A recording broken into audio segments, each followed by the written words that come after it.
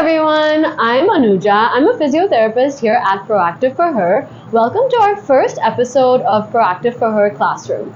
Today we'll be talking about pain with intercourse. And just as a reference for you guys, we're going to be talking about people who are vulva owners, alright? We'll be talking about your pelvic anatomy and its functions, why you might be having pain with sex, and how we can solve this problem for you. Let's get started with part 1, which is your pelvic anatomy.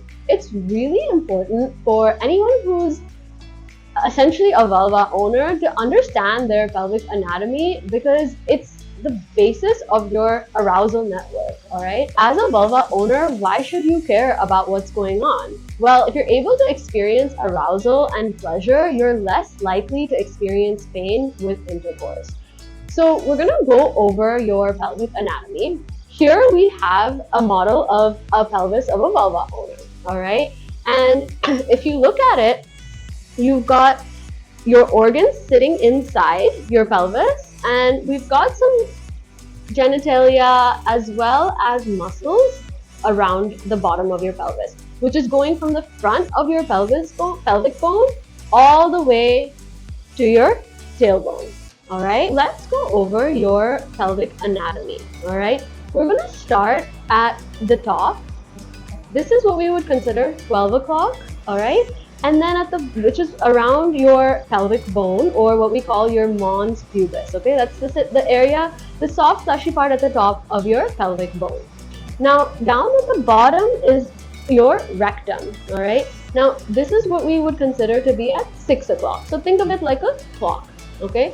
And then at 3 o'clock and 9 o'clock, is where you would have our sit bones and our muscles extend till here, all right? Now this whole area is what we would consider to be your vulva, okay?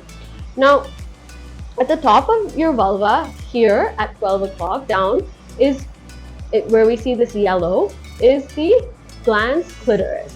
We'll talk more about the clitoris later, but the important part that I want to explain to you is that this is just the very tip of your clitoris.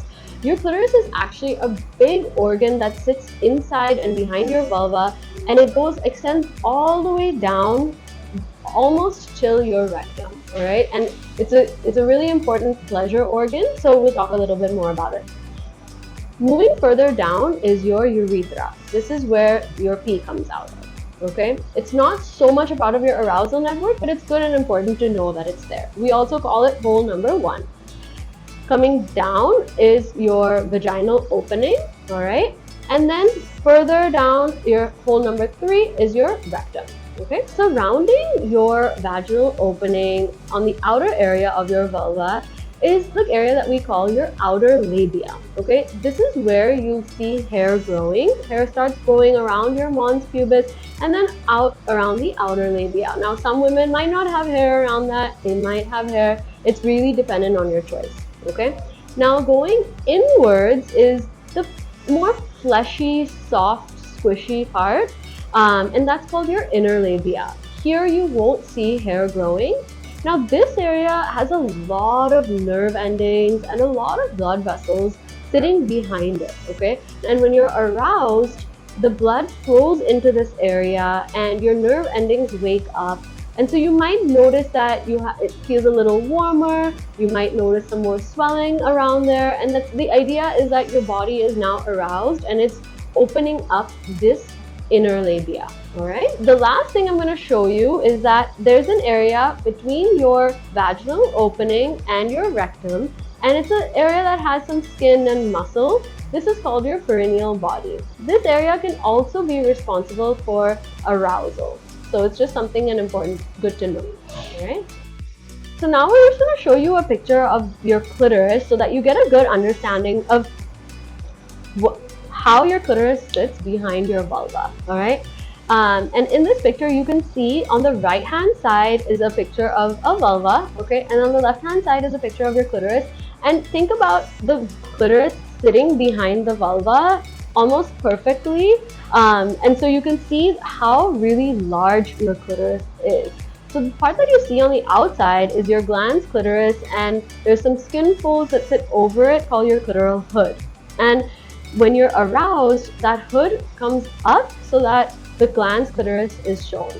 Now, behind that is you've got your clitoris splits into two, going on either side of your vaginal opening, your urethra, all right? And then you also have vestibular bulbs, and you have some areas that secrete glands, which help with the lubrication when you're aroused.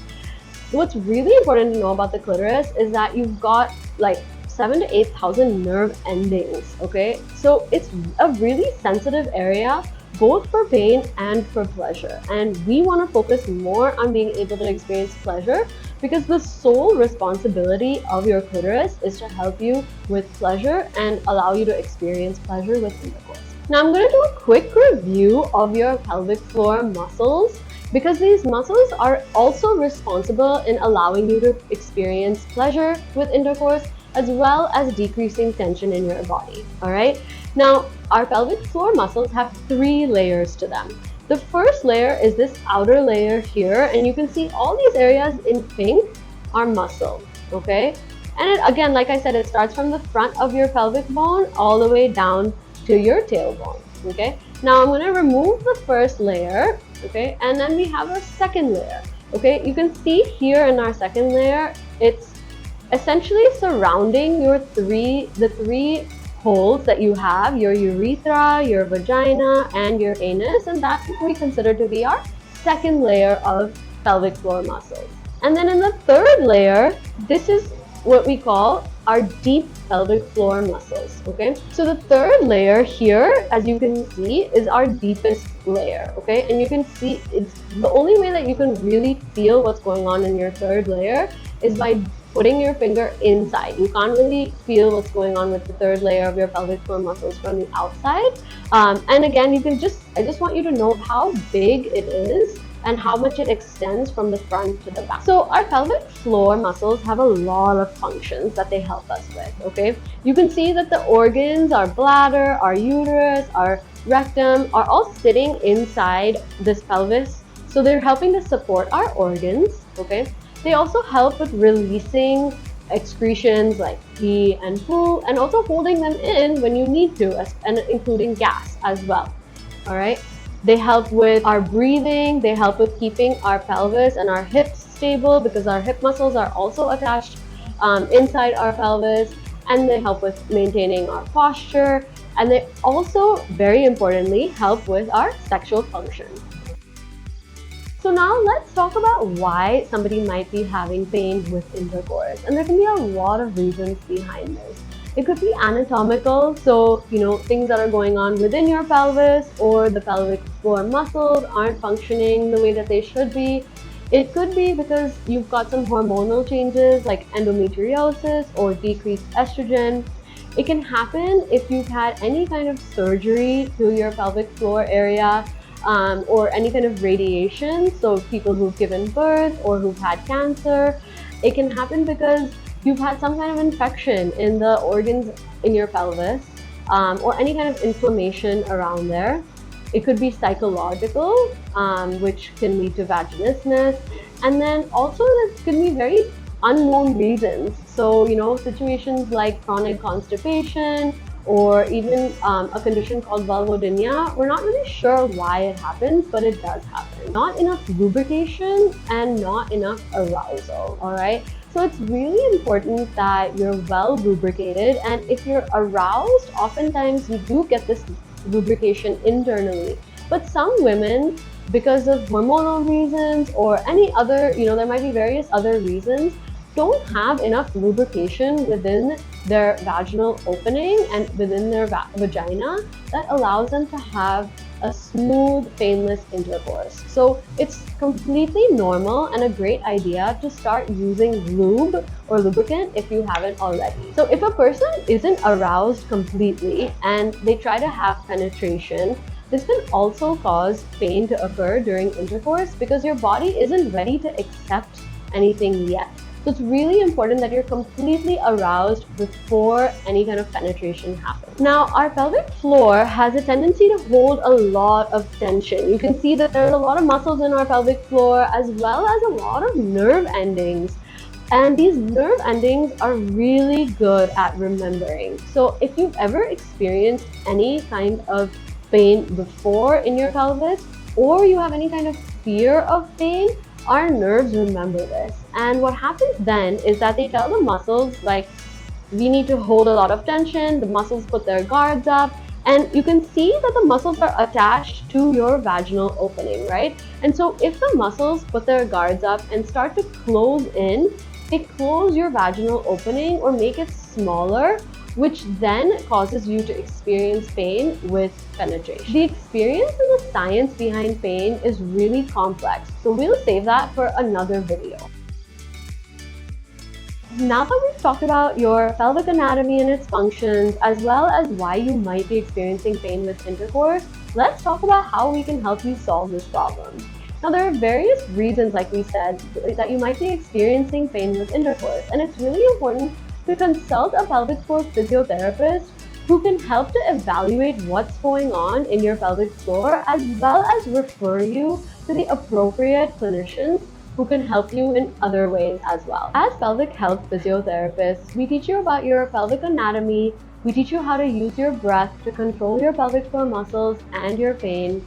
We talk to you about how to improve the range of motion in your pelvis and your hips, as well as strategies on how to desensitize your vulva and your vagina to help you address the pain. We use tools like dilators, which help to desensitize your vagina and your vulva, and also help to stretch your pelvic floor muscles and help your vagina open up so that you can allow penetration. So evidence shows that a multidisciplinary approach is the best way to treat pain with intercourse. So I talked to you about what pelvic floor physiotherapists can help you with. Mental health therapists are also great at helping you treat any kind of chronic pain, addressing the reasons why you might be experiencing fear of penetration, as well as addressing any kind of stress or anxiety that's contributing to you experiencing pain. Sex therapists or pleasure coaches can help you activate your arousal network and help you find ways to experience pleasure so that you're less likely to experience pain. If you feel like you want to learn more about this topic, or if you're experiencing pain with intercourse, come check us out at Proactive for Her and chat with one of our experts.